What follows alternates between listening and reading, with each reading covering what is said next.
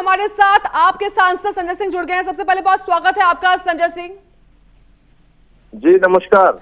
संजय जी, देखिए इस पूरे मामले को लेकर जिस तरीके से तमाम जो सियासी दल हैं वो पहुंचने की कोशिश कर रहे हैं लखीमपुर खीरी, ऐसे में जानकारी ये भी आई कि आपको भी रोका गया, क्या कोशिश है आपकी ओर से? रात में 2:30 बजे मुझे यहाँ भारी पुलिस बल लगा के एसडीएम, तहसीलदार, सारे पुलिस के लोगों ने सीतापुर की बिस्वा तहसील में यहाँ पे रोक लिया है। और मैं उनसे पूछ रहा हूँ कि भाई मेरा गुनाह क्या है, तो कोई बताने के लिए तैयार नहीं। आदित्यनाथ जी के राज में किसानों की मौत पर शोक संवेदना व्यक्त करना भी अपराध हो गया है, गुनाह हो गया है जी। आप मुझे बताइए कि जो मंत्री 25 सितंबर को खुलेआम धमकी दे रहे थे कि अगर मैंने चेतावनी स्वीकार कर ली, चुनौती स्वीकार कर ली, तो लखीमपुर नहीं दुनिया छोड़ना पड़ेगा, और आज उनके बेटे का नाम आ रहा है। उन्होंने किसानों को दुनिया छोड़ने पर मजबूर कर दिया, गाड़ी से कुचल के रौंद के मार दिया। और इतनी बड़ी घटना में निष्पक्ष जांच कैसे हो सकती है जी? देश के गृह राज्य मंत्री का नाम है इसमें, उनके बेटे का नाम आ रहा है, उनके साथ के लोगों का नाम आ रहा है। जब तक वो अपने पद पर बने रहेंगे निष्पक्ष जांच नहीं हो सकती, इसलिए उनको इस्तीफा देना चाहिए और इसकी एक कोर्ट मॉनिटर्ड एसआईटी से इसकी जांच होनी चाहिए। ऐसे में अब देखिए लगातार रोका जा रहा है, ऐसे में आपका अगला कदम क्या होगा?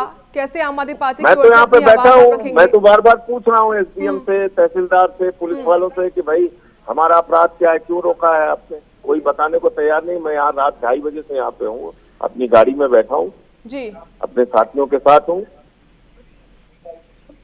तो 10 महीने से इस देश का किसान अन्नदाता सड़कों पर है। 700 से ज्यादा किसानों ने अपनी शहादत दी इस आंदोलन में। आखिर कब जागेगी ये सरकार?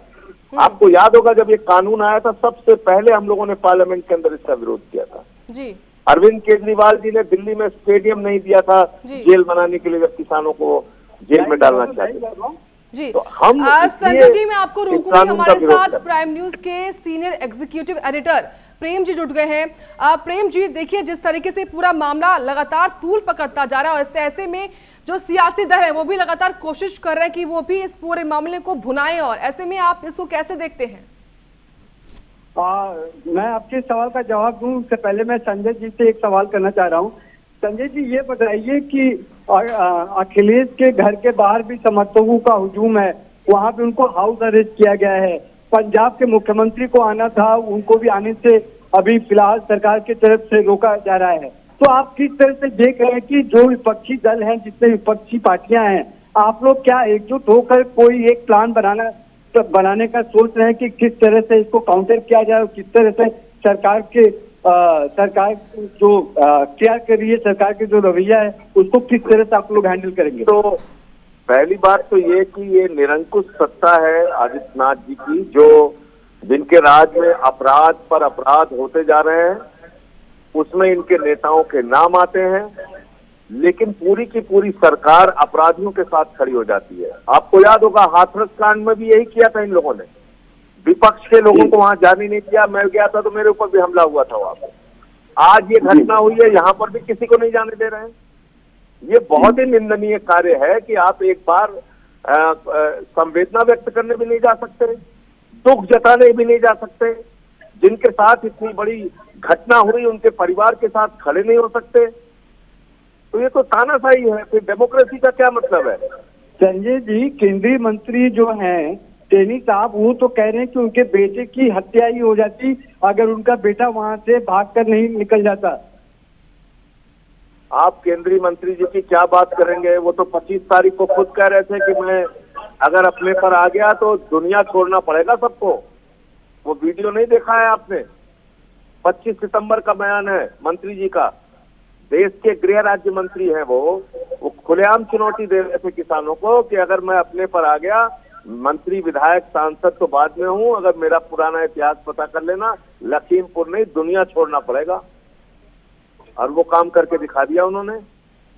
अब ये बताइए संजय जी, आप लोग क्या चाहते हैं कि अब सरकार ऐसा क्या करे कि जो भी है राज्य में जो तो मंत्री अपने पद पर अगर रहेंगे तो इस पूरे घटना की निष्पक्ष जांच नहीं हो सकती, उनको बर्खास्त किया जाना चाहिए नंबर 1।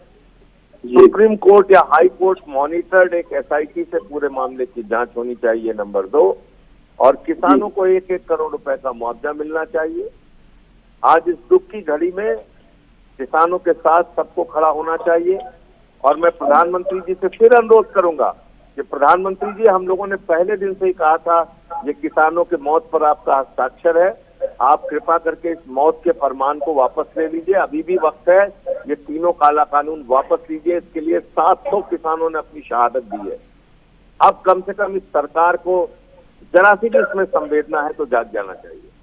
जी संजय जी, अंतिम सवाल है, बस अंतिम सवाल ये आपसे मैं पूछना चाह रहा हूँ कि सरकार कह रही है या जो बीजेपी कह रही है कि ये सियासत, जो विपक्षी पार्टियां हैं वो दरअसल पूरे मामले पर सियासत कर रही हैं, इस पर आपकी क्या प्रतिक्रिया है? सियासत कौन कर रहा है? जिसने 10 महीने से किसानों को सड़क पर रहने के लिए मजबूर किया, जो किसानों को आतंकवादी कहते हैं, खालिस्तानी कहते हैं, गुंडा कहते हैं, मवाली कहते हैं, अपमानित करते हैं अन्नदाताओं। सियासत कौन कर रहा है? जो पूंजीपतियों के कहने पर काला कानून बनाते हैं और ऐसा कानून लेकर आते हैं जिसमें असीमित भंडारण की छूट पूंजीपतियों को दी जाती है, जिसमें कॉन्ट्रैक्ट फार्मिंग के जरिए किसानों की जमीन को हजारों एकड़ अधिग्रहित करने की छूट दी जाती है। हिंदुस्तान में नई जमींदारी प्रथा, हिंदुस्तान में महंगाई, जमाखोरी और कालाबाजारी को वैधता प्रदान करने का जो कानून है, मैं फिर दोहरा रहा हूं कि ये किसानों के मौत के फरमान पर हस्ताक्षर है, इसको सरकार को वापस लेना चाहिए।